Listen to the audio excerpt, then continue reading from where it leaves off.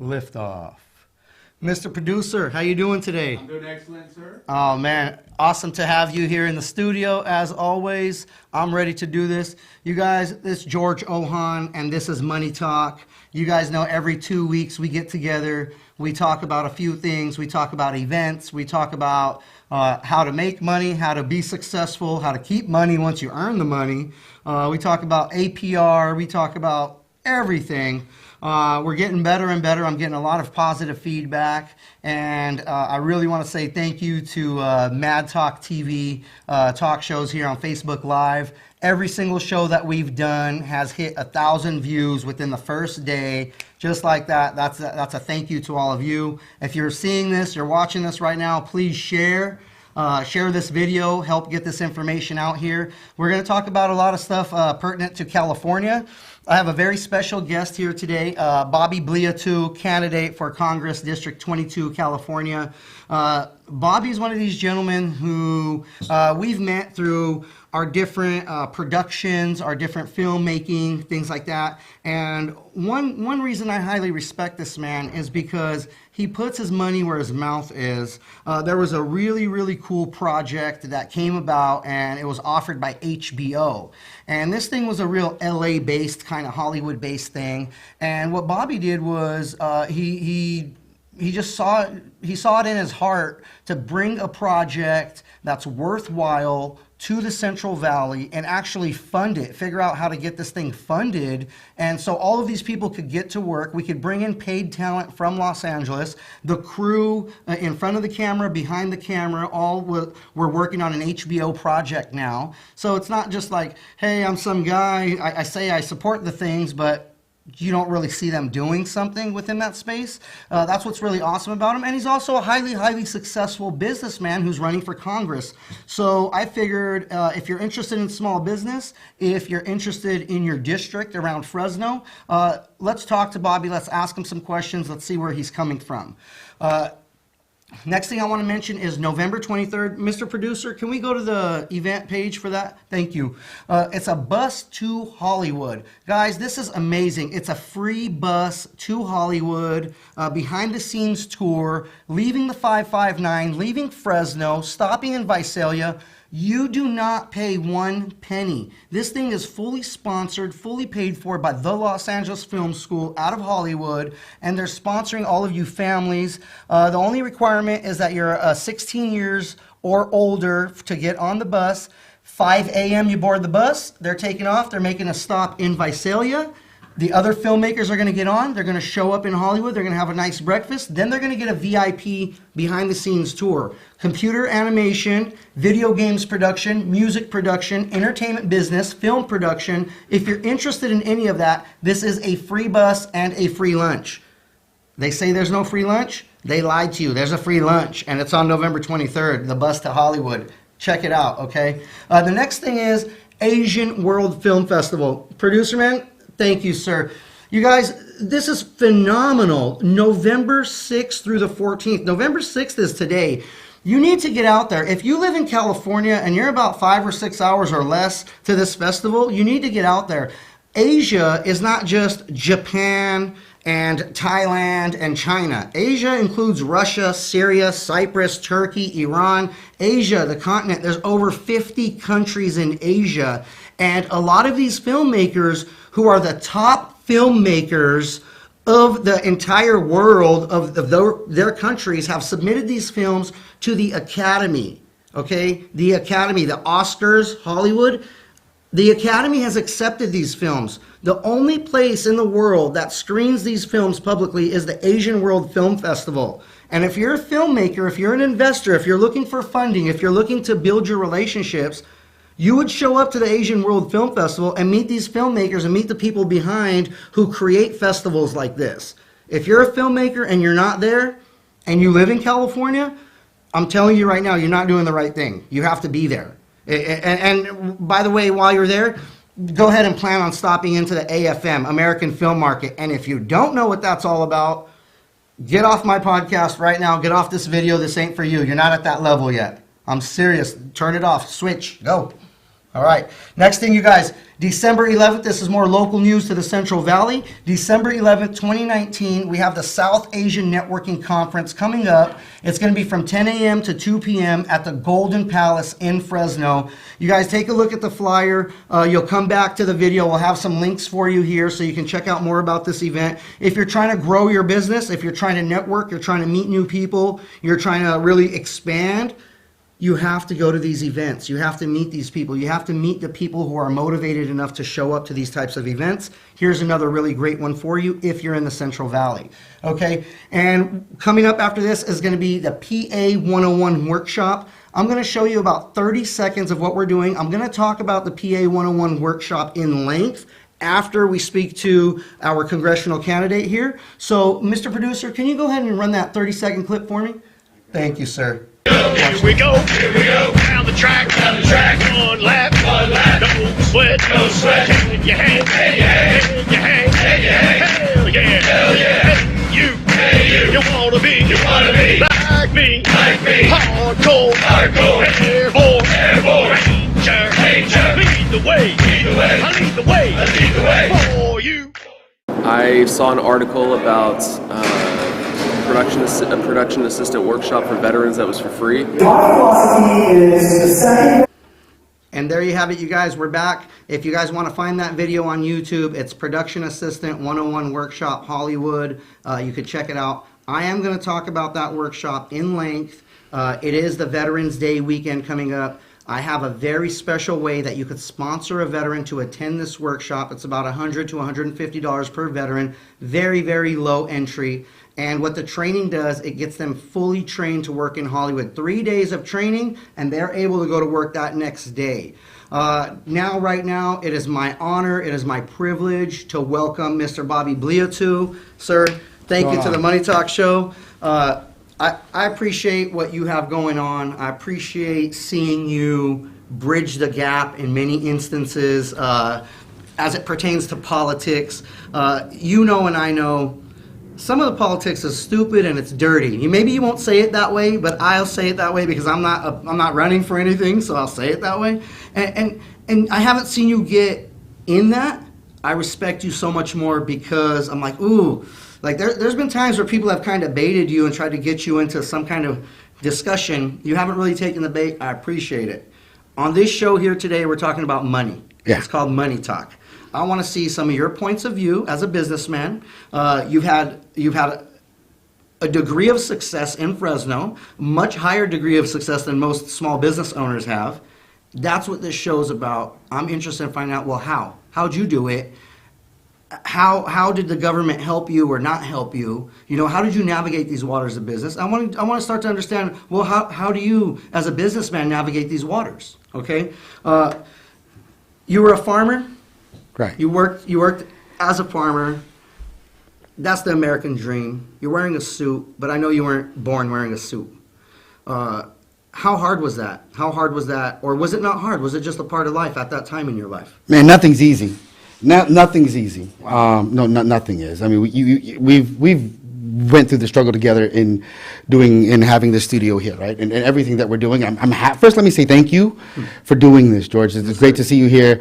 It's great to see you take this passion off and try to help other people and instruct and just help and give out a helping hand. I mean, that's where it kind of started for me, right? Nothing's easy in life. Nothing. I mean, the blueprints are there. And you've discussed them show after show, and we've talked about it. Blueprints are all there. It's just about how do you get the confidence, how do you get the motivation to move through and continue going through it, right? There's always a hurdle somewhere. There's always an obstacle somewhere, and it's how strong you are to power through it, right? And that's kind of what it's been, right? I mean, at farming, I'm not the greatest farmer, right? I don't have that green thumb. But you had to do it. Well, I had to do it. You know, there were things that were there, and every opportunity that comes, you try to do your best. And you know, keeping it to money to help people grow. I mean, it really is about getting that courage. It really is about getting that courage to move forward with the most knowledge that you can have. You won't have all the knowledge. That's what I see holds a lot of people back. Is they think that need more information. Right. They need to know everything. It's like you're not going to get to know everything. Sure, you're going to learn a lot of it just right along the way. Right, You just got to be taking that action. Right. You just got to take off, and things can take a life of their own. You just have to be able to watch it. when did you feel like you deserved to be successful? Because I think I might have had a mental block for myself for a long time. It's like, well, we come from poverty. We've always been poor. We're immigrants. We're refugees. But I don't know if I'm a... And then at some point I was like, and I just broke out of it. So when did you, or did you ever even have that block? You know, how did you get through this? So for me, I don't think, when you say, when did I feel that I deserve to be successful, I never looked at it that way. Okay.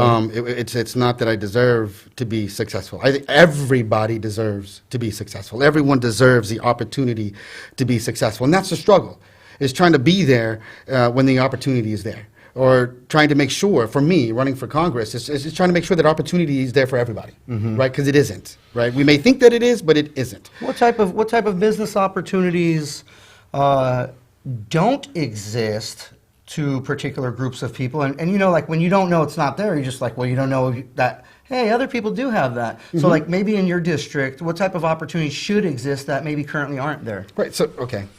So if you want to mix the government and you want to mix the money, some of the largest employers are the government. Right? Sure. The government entities have contracts for people to build, to demo, to clean up, to do wiring in buildings, to set up networks and so forth. Right. The school district here, I believe, is the biggest employer. Period.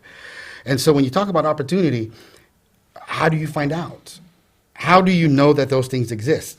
And there are a lot of folks who are educated that can go through and try to maneuver through it. Once they talk to the right people, they can maneuver through it. But someone who is getting new into a certain field, and that opportunity should be available to them. Sometimes are you talking about like blocks. a cleaning contract? A cleaning contract is one. Sure. To an office, to a school or something? Sure. Or like what other things? Right. American Dream is trying to start your own business. Like right now I know in the city they're looking for people who do lead abatement. Lead abatement is hard to do. You got to get certified and so forth. But people do it. People do it. Yeah. People, there are construction contracts. There are demo contracts. There are contracts to something that I know a lot of people do in our communities, which is set up networks, which is, set up the wiring, low voltage wiring. They need a ton of those, right? But sometimes the opportunities aren't so apparent to us.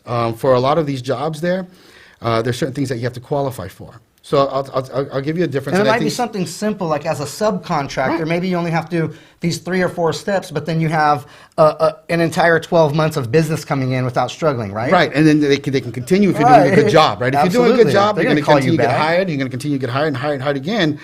So I'll give you an example. There's a county, one county, say, has these processes. And when you go to sign up, you have to have insurance, you have to have bonds, and all these other things. Everyone qualifies for these things, but the words are so big sometimes that they're scary. Right. And when there's no one to explain it to you, you kind of just, okay, I'm done. Right? There's that You're like, well, strength and that's that not courage. for me. I'll just work over here, kind of underground. Because it looks scary. In other cities, some other cities, they'll have staff there that actually carry you through the process. Say, here's where you sign up for that. Here's where you sign up for that. Here's where you sign up for that. And then that creates more business, that creates more competition, and it's not just held in one group. Healthy tax revenue. I mean, if you have people doing it the right way, you're going to have a piece of the action that way. Right, and I think that's the thing, is that a lot of us get upset that certain rich folk or certain people from certain communities, get all the jobs, and it isn't available to absolutely everyone when everyone is capable. And where that money is there. 25% of the businesses in California are Latino-based, but only 7% of the gross product is coming from that same group. So, some people have gotten the strength to move on to the entrepreneurship, to owning a business, to getting it there. As you and I both know, though, when you start to grow and you have employees and you have all that stuff is when your business gets bigger. Well, it's almost the same percentage of those 25% that actually has employees. And that comes from education. That comes from reaching out and teaching and getting people there. So there are services that the government has through, like, small business development centers and things like that. But a lot of them aren't culturally or linguistically kind of available. Let me ask you a question. A lot of times when you have an employee, obviously that's the backbone that helps your business grow. That's right. It's obvious. They're the people. They're the front lines. They're a lot rides on the success of your business because of those faces and their attitudes. How can people in our community, maybe an underserved community or educated community who doesn't have this type of information, how can we become better employees? How can we serve the places where we're working? Because if our business grows, our position can grow, our payment can grow, we can grow with the company. I mean, we help our own future in a sense. I want to kind of break this mentality with the Armenian community a lot of times. Like, well, I had to go do that for the boss. So some of my friends who I know want to do the least amount for the 8 hours that you're there. But I'm like, dude, you're cheating yourself. That's your real 8 hours of your real life. You're playing yourself. You're now creating this bad habit for 8 hours, and then you go home. What, you think you're going to turn it off and be a superhero at home now? No, you're learning how to be a dirtbag for 8 hours in a row. And then you're going to get home, and what do you think? You're just going to be a superhero? So within our own community, you own businesses, you've been successful at this. How can, if you had to give my little brother advice, how can you say, hey, here, John, here's your first advice, your first job that you have, to be a good employee, to be a well-respected employee, here's a few things you can do. Mm-hmm. That's what I'm asking you. What can employees do to be more well-respected by their companies where they're working? Right. So it's kind of... So there's an approach that takes two people, though. The employer has to be a good employer, first of all. Absolutely. And at the same time, the employee has to be able to do their job, right? And so when we're motivating folks, we're telling people to go to college or get an education or get special training and do all that stuff, right? You can get that on the job. And sometimes that means doing things that isn't just your job, right? And so you have to create that motivation. So for that motivated individual, they're going to continually motivate themselves to do everything that they can.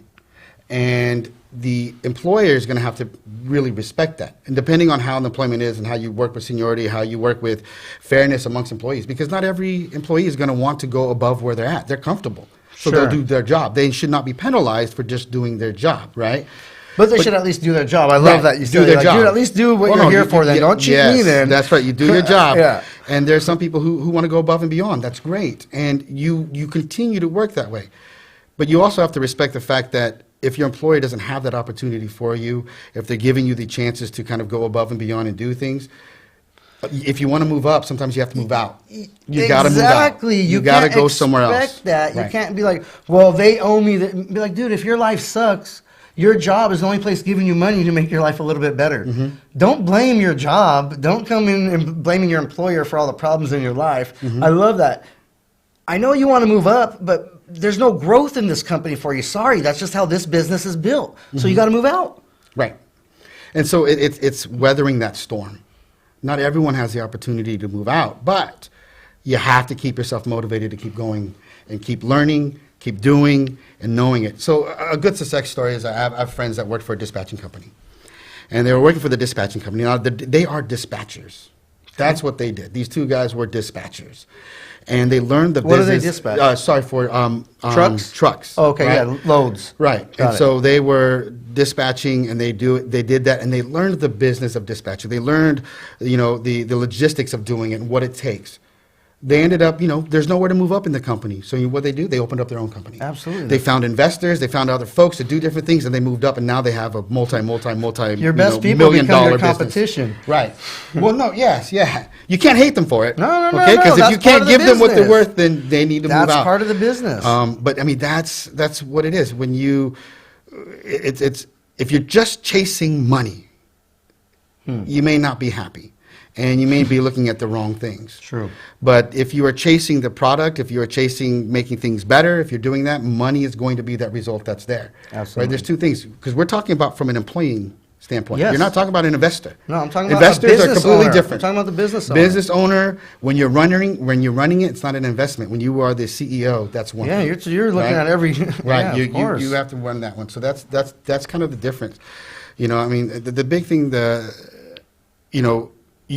want to tell people if you're starting a new business, you have to know your market. Everybody has great ideas, right? So that's a perfect segue into, I want to ask you, somebody's been doing whatever job, working at the grocery store for 5 years, they've had a business idea, like, you know what, honey, it's time. 2020 is my year, I'm doing it. Somebody just graduated Fresno State or Fresno City Business School, whatever, and they're like, I'm doing it. To be successful in the Central Valley, to be successful in Fresno, because that's what you know, you're successful here. Okay, you've probably been successful a bunch of places, but with business, for sure, you're successful here. What are the few bits of advice that you would give somebody starting a new business, whether it's marketing, sales, building the team, what's some gems that you're going to give a new business owner? Right. So the security is the key. Especially if you have a family, security is key. You always have to make sure that your family is secure. Cash flow? So Or- if you're saving up funds for something and have another job you can go to if it fails, you have to have that out. Or you know what? If you've been saving up funds, you probably have been sacrificing. And so my thing is, you don't put all your eggs in one basket.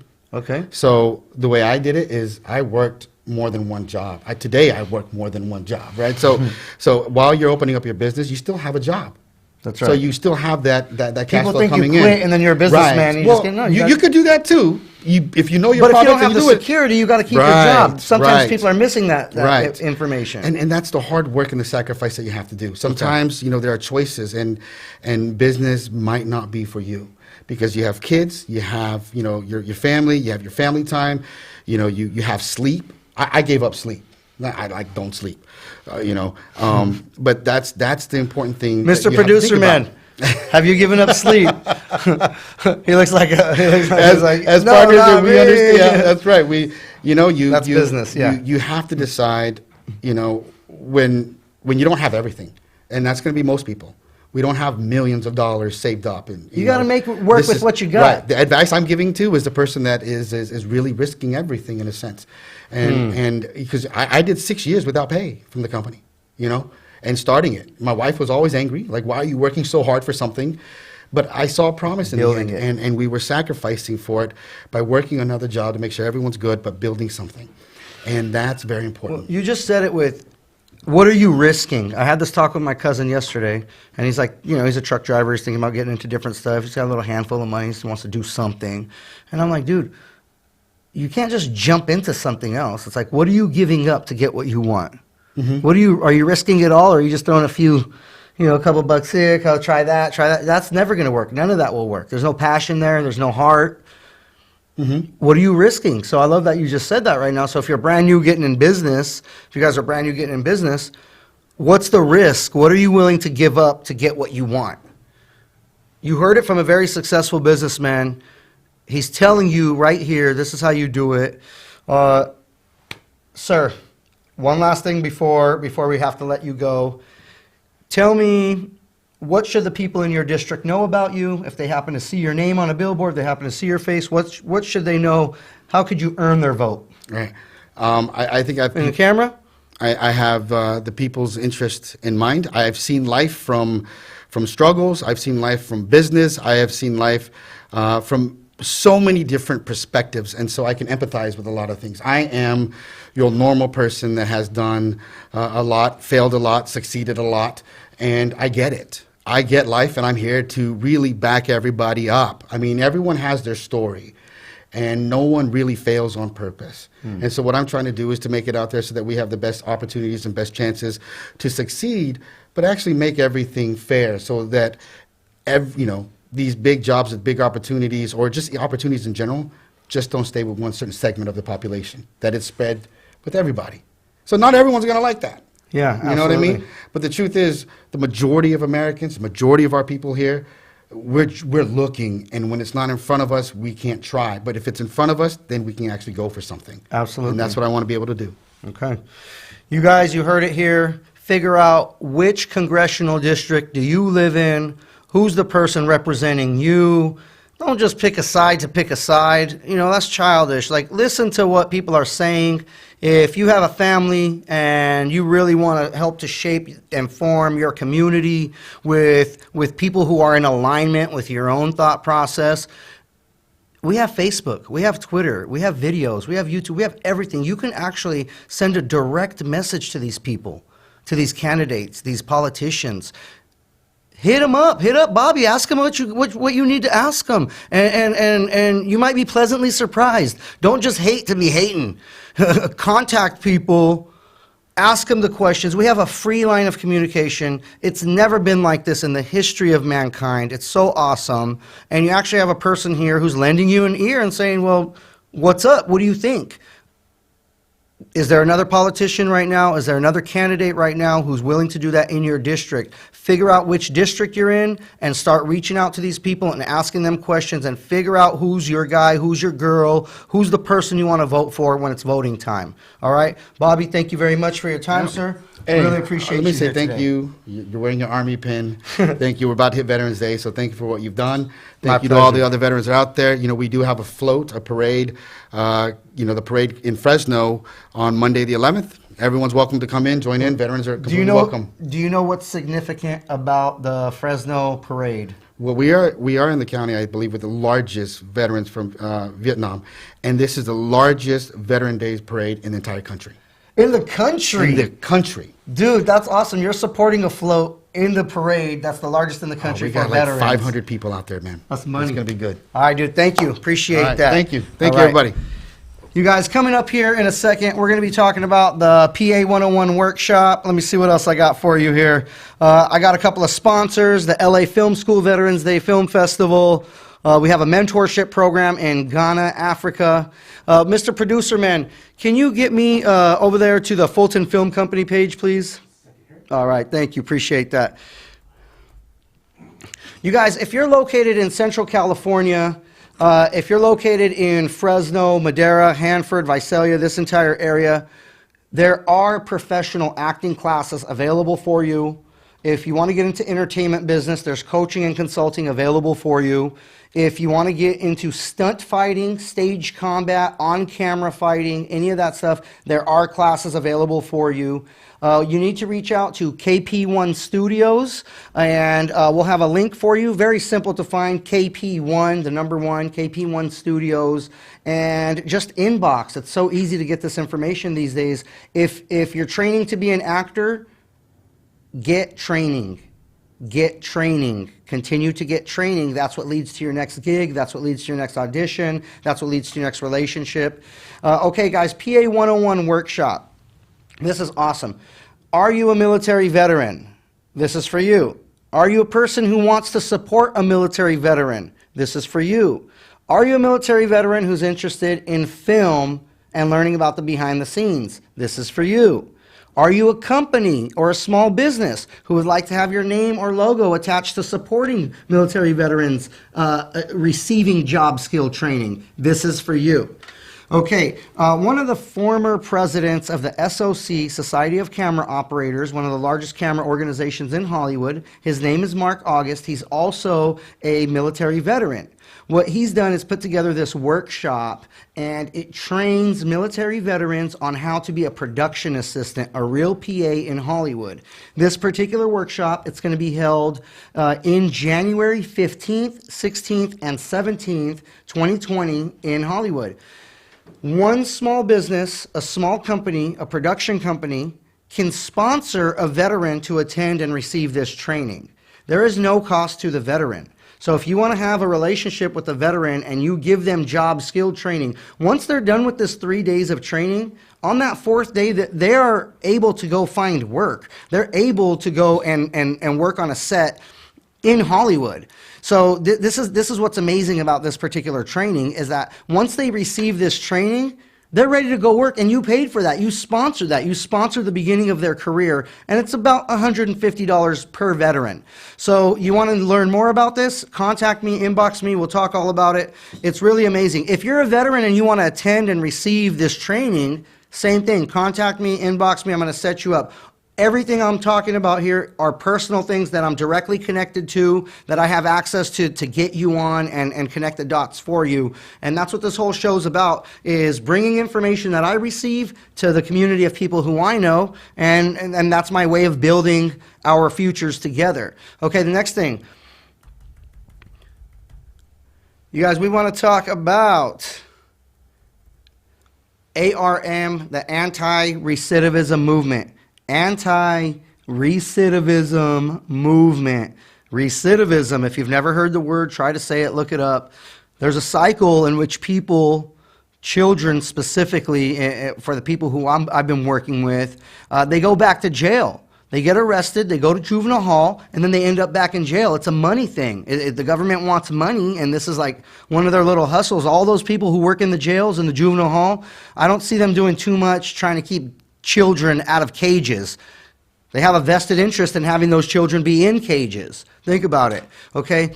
Anti-recidivism movement is a program that I've created with several other intelligent people who have put a lot of thought and years of training into this. And basically, it's a program that we introduce to police departments. Police department now passes out pamphlets, passes out education, passes out information about how do you break the cycle of recidivism? How do you stop coming back to jail? Once these little kids, 12, 13, 14, 15 and on up, once they're released from jail, they go back to their regular neighborhood. They go back to seeing the knucklehead who got them in trouble in the first place. Well, that's stupid, because if they're there with that same guy who got them in trouble, guess what they're going to do? Get in trouble again, and now they're doomed. They're going to be in big boy jail for sure. So that's one thing that the anti-recidivism movement is doing. It's called ARM, A-R-M, the strong arm of decision. That was also the motto of the Armor Corps when I was on tanks in the Army. So that's where that comes from. And we want the police to be in the police departments in every city, the chaplain department for that police station to be the front line of information, of getting this information out to those communities. And now it helps to bridge the gap between police officers and the people who they're serving in the community. This is an awesome program.